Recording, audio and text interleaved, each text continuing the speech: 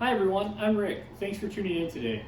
In this video, I'm going to go over how to make whipped coffee, which is also very well known as Dalgona coffee or beaten coffee.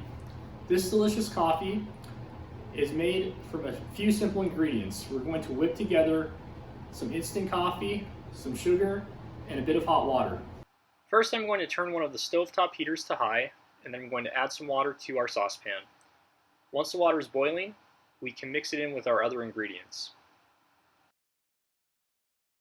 As the water is heating up, I'm going to add 2 tablespoons of instant coffee to our mixing bowl.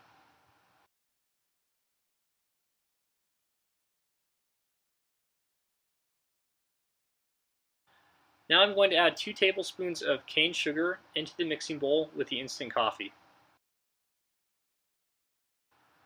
Now our water is boiling, so I'm going to add 2 tablespoons of the hot water into the mixing bowl with our instant coffee and sugar. The hot water is going to help the sugar dissolve faster compared to using cold water. Now that we've added the instant coffee, sugar, and hot water together, I'm going to start whisking. You could also use a spoon or a beater, it's really up to you, and this process can take around 10 or 20 minutes until we get the thickness that we're looking for in the mixture.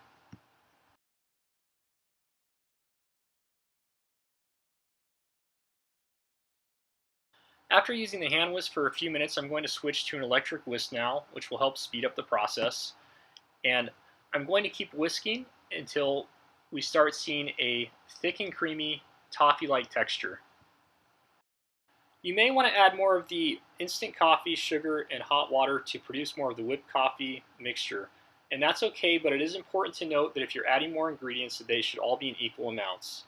This is important when you're making your whipped coffee if you want to have a really creamy and fluffy texture.